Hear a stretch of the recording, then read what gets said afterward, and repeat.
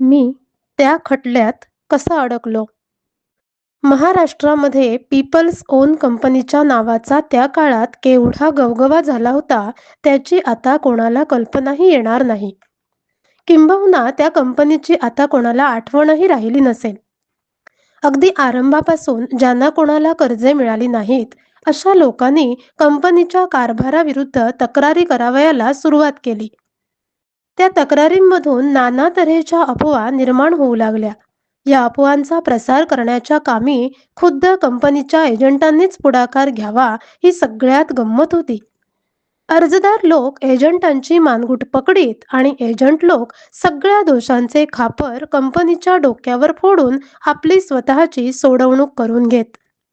कंपनीच्या विरुद्ध बाहेरचे वातावरण एवढे तापलेले असताना आतमध्ये कंपनीच्या गुंतागुंतीच्या कारभाराची सूत्रे सेहगल अत्यंत कौशल्याने आणि निर्धास्तपणे हलवीत होता. कंपनीचे बाकीचे डायरेक्टर नुसते नामधारी होते. कंपनीच्या पैशाच्या कारभाराची त्यांना सुतराम कल्पना नव्हती. स्वतःसाठी, स्वतःच्या बायकोसाठी, मेहुण्यासाठी वाटेल तितका भरमसाठ पगार, कमिशने आणि भत्ते आकारून सेहगलने कंपनीच्या तिजोरीतला पैसा आपल्या खिशात ओढून नेण्याचा सपाटा चालविला होता. त्याच्या जन्मात त्याने एवढा पैसा पाहिलेला नव्हता. लक्षाधीश होण्याची पर्वणी आपल्या आयुष्यात चालून आलेली असून आता जर या वाहत्या गंगेत आपण हात धुवून घेतले नाहीत, तर आपल्यासारखे कर्मदरिद्री आपणच, असा त्याने आपल्या मनाशी जणू काही कयासच बांधून ठेवला होता. विलायतेहून परत आल्यानंतर ह्या सर्व गोष्टी जेव्हा माझ्या कानावर आल्या, तेव्हा माझ्या चुलत्यांनी म्हणजे दिनू काकांनी या कंपनीच्या डायरेक्टर बोर्डावर असणे अत्यंत धोक्याचे आहे असे मला वाटले आणि त्याप्रमाणे तसा सल्ला मी त्यांना दिला. पण दिनू काकांनी त्याबाबत निराळीच भूमिका घेतली. ते म्हणाले, पंजाबातून एक माणूस या ठिकाणी येतो आणि महाराष्ट्रातील आपल्या अडाणी जनतेला फसवून जातो, ही गोष्ट काही आपल्याला फारशी भूषणावह नाही. आता येथून आपण राजीनामा देऊन बाहेर पडणे म्हणजे सेहगलला सर्वच कुरण मोकळे करून देण्यासारखे आहे. तेव्हा आपण या कंपनीमधून बाहेर पडण्यापेक्षा सेहगललाच या कंपनीतून हाकलून देऊन कंपनीची सूत्रे आपल्या हाती घेणे आणि जनतेचा कंपनीमध्ये जमा झालेला पैसा परत त्यांच्या हाती पोहोचता करणे हेच योग्य आहे. दिनू काकांचा हा युक्तिवाद काही चुकीचा नव्हता. तो ऐकून मी निरुत्तर झालो. कंपनीच्या पैशाशी दिनू काकांचा यत्किंचितही संबंध नसे. त्यामुळे सेहगलचे ते कोणत्याही तऱ्हेने मिंधे नव्हते. उलट दिनू काकांच्या सडेतोड आणि निस्वार्थी स्वभावामुळे सेहगल त्यांना अतिशय वचकून असे. कंपनीच्या कारभाराबाबत दिनू काकांनी सेहगलला जेव्हा चिडावयाला सुरुवात केली, तेव्हा सेहगलने आपला पवित्रा एकदम बदलला आणि डायरेक्टर बोर्डाला न विचारता तो आपल्या अखत्यारात वाटेल त्या गोष्टी बेगुमानपणे करू लागला. कंपनीच्या डायरेक्टरांना पूर्वी सुद्धा तो कधीच विचारित नव्हता, पण आता तर त्याने त्यांच्याशी उघड उघड युद्धच पुकारले. कंपनीचे पैसे घेऊन तो एके दिवशी युरोपमध्ये गेला. पीपल्स ओनच्या धर्तीवर आंतरराष्ट्रीय प्रवासाची एक कंपनी जिनेव्हा येथे स्थापन करण्याचा त्याचा विचार होता. त्याच्या गैरहजेरीचा फायदा घेऊन दिनू काकांनी डायरेक्टर बोर्डाच्या वतीने कंपनीची सर्व सूत्रे आपल्या हाती घेतली. ही गोष्ट सेहगलच्या मेहुण्याने त्याला तारेने कळविताच तो उलट बोटीने लगोलग पुण्यात परतला आणि मग एका बाजूला सेहगल आणि दुसऱ्या बाजूला कंपनीचे डायरेक्टर बोर्ड असा झगडा सुरू झाला. सेहगलने बघितले की आता या कंपनीत आपली डाळ अधिक शिजावयाची नाही. तेव्हा त्याने 50,000 रुपये रोख रक्कम घेऊन कंपनीची मॅनेजिंग एजन्सी सोडली आणि त्यानंतर कंपनीची सर्व सूत्रे साहजिकच दिनू काकांच्या हाती आली. पण मॅनेजिंग एजन्सीची पद्धत बंद करून अल्प वेतनावर दिनू काका त्या कंपनीचे मॅनेजिंग डायरेक्टर झाले. दिनू काकांनी पीपल्स ओन कंपनी चालवायला घेतली आणि आपल्या दिमतीला कायदेशीर सल्लागार म्हणून बाबासाहेब मोघे वकील यांची नेमणूक त्यांनी केली. हे सर्व खरे, पण अगदी आरंभापासूनच कंपनीच्या कारभारात इतक्या लबाड आणि लफंग्या लोकांचा बुजबुजाट झालेला होता की त्यांच्यापासून कंपनीच्या हिताचे संरक्षण करणे अत्यंत कठीण होते. एखाद्या उकिरड्याप्रमाणे कंपनीचा कारभार प्रतिदिनी आणि प्रतिक्षणी एकसारखा वाढत चालला होता. त्याचा अजस्र व्याप सांभाळणे हे दिनू काकांच्याच काय किंवा बाबासाहेब मोघ्यांच्या सुद्धा आवाक्याबाहेर होते. कोणकोणत्या खिंडारांकडे ते लक्ष देणार आणि कोणकोणती भोके बुजविणार? लाखो रुपयांचा कारभार सांभाळण्याचा त्यांना काय अनुभव होता? त्यात सेहगल आणि कंपनीचे निरनिराळे बदमाश एजंट यांनी कंपनीला या ना त्या रीतीने 1.5 का 2 लाख रुपयाच्या खड्ड्यात ढकलले होते. एवढा तो खड्डा भरून काढणे कंपनीला कसे शक्य होते? कंपनी काही नवीन पैसा निर्माण करू शकत नव्हती. लोकांकडून जमा केलेला पैसा लोकांनाच परत द्यावयाचा ही कंपनीची मूळची योजना होती. पण लोकांकडून जमा केलेल्या पुष्कळशा पैशांची जर अशा तऱ्हेने मधल्यामध्ये विल्हेवाट लागली, तर कर्जासाठी अर्ज केलेल्या सर्व लोकांच्या पदरात पैसा पडणे कसे शक्य होते? त्याचा परिणाम असा झाला की कंपनी विरुद्ध लोकांचा असंतोष एकसारखा वाढतच चालला. तथापि दिनूकाकांनी मोघे यांनी एक गोष्ट केली. ती अशी की सेहगल गेल्यानंतर 8 ते 9 लाख रुपये कंपनीच्या तिजोरीत आले. त्यापैकी एका दिडकीचीही अफरातफर त्यांनी होऊ दिली नाही. अर्जदारांच्या साखळ्या शक्य तितक्या व्यवस्थित नि बिनचूक लावण्याचा त्यांनी प्रयत्न केला. योग्य तारण आणि जामीन घेऊन त्यांनी अर्जदारांनी मागितलेले कर्ज त्यांना भराभर देऊन टाकण्याची व्यवस्था केली. असे जरी असले तरी ज्यांना कर्ज मिळाले त्याच्यापेक्षा ज्यांना कर्ज मिळाले नाही अशांची संख्या साहजिकच फार मोठी होती. नव्हे, प्रचंड होती. कंपनीच्या अंधाधुंदीच्या कारभाराबद्दल महाराष्ट्रातल्या अनेक वृत्तपत्रांमधून तक्रारीची पत्रे प्रसिद्ध होऊ लागली. सरकारकडे कंपनीविरुद्ध अनेक तक्रार अर्ज जाऊ लागले. कंपनीच्या कित्येक स्थानिक एजंटांना ठकवाठकवीबाबत शिक्षाही होऊ लागल्या. कंपनी ही एक लोकांना फसवण्यासाठी स्थापन केलेली सोनेरी टोळी आहे, असा सर्वत्र बोलबाला सुरू झाला. एके दिवशी कंपनीकडून कर्ज न मिळाल्यामुळे संतापलेल्या असंतुष्ट जनतेचा एक प्रचंड मोर्चा कंपनीच्या कचेरीवर चाल करून आला. त्यापासून स्वतःचे संरक्षण करण्यासाठी कंपनीला पोलिसांची कुमक मागवावी लागली. हे सगळे मी सांगितले, पण असल्या कंपनीशी माझा संबंध कसा आला आणि त्या कंपनीविरुद्ध सरकारने भरलेल्या खटल्यात मी कसा सापडलो, हा प्रश्न कोणी विचारील म्हणून त्याचे उत्तर देतो. विलायतेहून परत आल्यानंतर शाळेची एक मजली इमारत वाढवावी नि आपल्या शैक्षणिक कार्याचे क्षेत्रफळ अधिक विस्तृत करावे या विवंचनेमध्ये मी होतो. शाळेच्या इमारतीवर दुसरा मजला चढविण्यासाठी कमीत कमी 27,000 रुपये तरी लागतील, असे आमच्या कंत्राटदाराने आम्हाला सांगितले. आता हे 27,000 रुपये आणावयाचे कोठून, हा माझ्यापुढे त्यावेळी प्रश्न होता. एके दिवशी शाळेच्या ऑफिसात कॅम्प एज्युकेशन सोसायटीचे आम्ही 5 आजन्म सेवक आणि दिनू काका आणि मोघे शाळेची इमारत वाढवण्यासाठी काय करावे या संबंधी चर्चा करत बसलो होतो. तेव्हा मोघे वकील आम्हाला म्हणाले, तुम्ही असे करा की पीपल्स ओन कंपनीकडे 27,000 रुपये कर्जासाठी साखळी योजनेप्रमाणे अर्ज करा. तेव्हा मी त्यांना म्हणालो, माफ करा, पण हे तुमचे साखळीचे तंत्र आम्हाला कधीच जमणार नाही. तेव्हा मेहरबानी करून त्या भानगडीत तुम्ही आम्हाला पाडू नका. त्यावर दिनू काका म्हणाले की मग तुम्ही असे करा, कंपनीचे भाग अर्थात शेअर्स विकून तुम्ही 27,000 रुपये जमा करा आणि ते कर्ज म्हणून तुमच्याकडे घ्या. मोघे वकील म्हणाले, पण या कर्जाला तारण काय? तेव्हा दिनू काका म्हणाले, कॅम्प एज्युकेशन सोसायटीच्या 5 आजन्म सेवकांनी या 27,000 रुपये कर्जाची प्रॉमिसरी नोट सही करून कंपनीकडे तारण म्हणून ठेवावी. ती योजना मोघे वकील यांनी मान्य केली. ते होते कंपनीचे कायदेशीर सल्लागार. तेव्हा त्यांच्या मान्यते वाचून कोणालाही कर्ज दिले जात नव्हते. दुसऱ्या दिवशी कॅम्प एज्युकेशन सोसायटीच्या आम्ही 5 आजन्म सेवकांनी म्हणजे मी स्वतः, माझे मेहुणे कैलासवासी आत्माराम श्रीधर जोशी, कैलासवासी बळवंत गणेश कोपरकर, कैलासवासी काशीनाथ रामचंद्र भट आणि माधव श्रीधर पानसे यांनी 27,000च्या प्रॉमिसरी नोटवर सह्या करून ती बाबासाहेब मोघे यांच्या स्वाधीन केली. ही प्रॉमिसरी नोट अर्थातच पोकळ होती, कारण कंपनीकडून 27,000 रुपये न घेता आम्ही ती कंपनीला लिहून दिलेली होती. त्या दिवशी कंपनीच्या खात्यात बँकेमध्ये 27 रुपये सुद्धा शिल्लक नव्हते. कंपनीचे भाग विकून आम्ही जे 27,000 रुपये गोळा करणार होतो त्याच्यासाठी तारण म्हणून आम्ही कॅम्प एज्युकेशन सोसायटीच्या 5 सभासदांनी ती प्रॉमिसरी नोट कंपनीला लिहून दिलेली होती. तथापि पुढे गंमत अशी झाली की कंपनीच्या विरुद्ध बाहेर जनतेमध्ये एवढा असंतोष निर्माण झाला की कंपनीच्या भागाला बांबूच्या आकडीनेही शिवायला कोणी तयार होईना.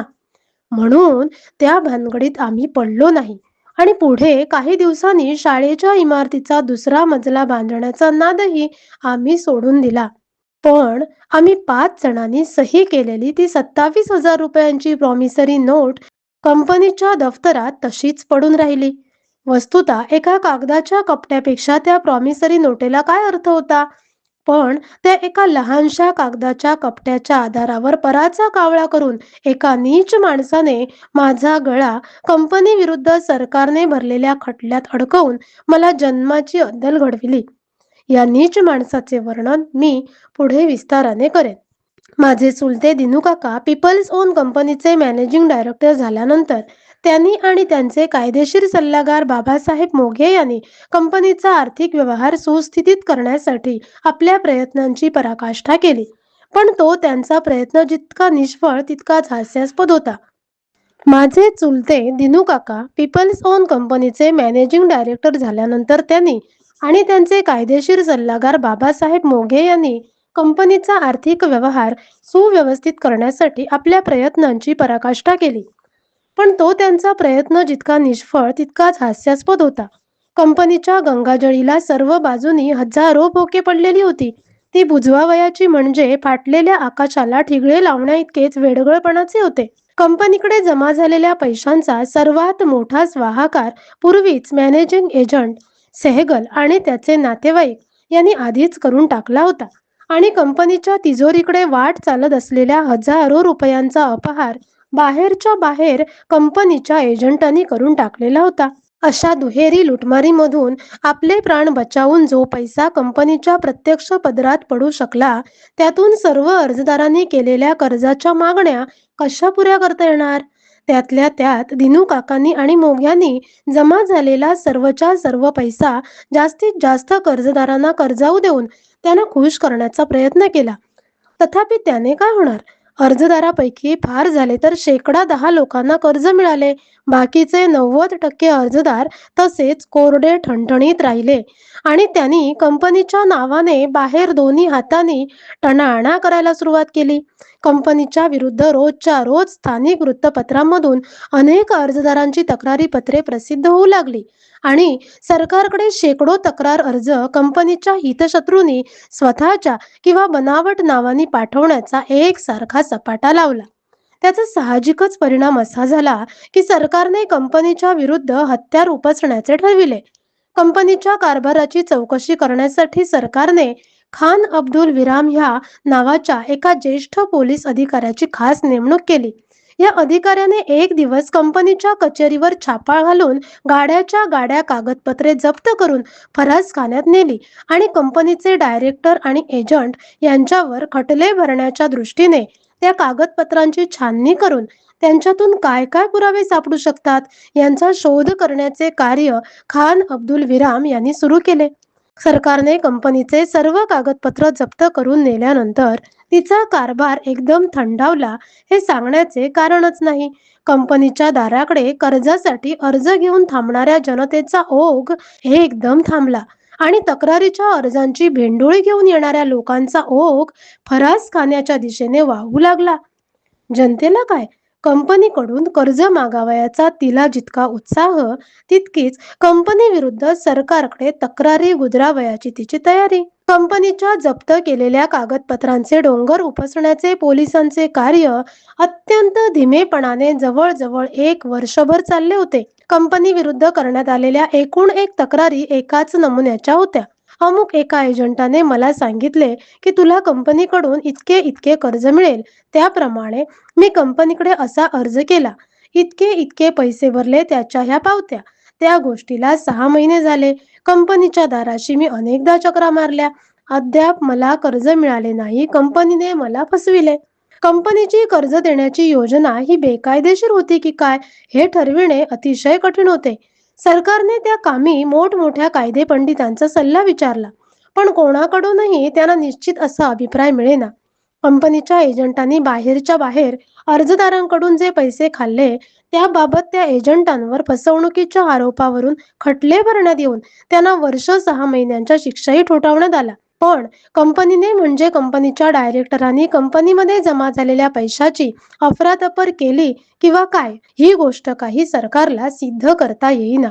सेगलची मॅनेजिंग एजन्सी तोडण्यासाठी त्याला जी भरपाई देण्यात आलेली होती ती कायदेशीरच होती. दिनू काकांची कारकीर्द सुरू झाल्यानंतर कंपनीच्या तिजोरीत जो पैसा जमा झालेला होता तो अर्जदारांना रीतसर कर्जाऊ देण्यात आलेला होता. कंपनीचे हिशेब अत्यंत व्यवस्थित होते.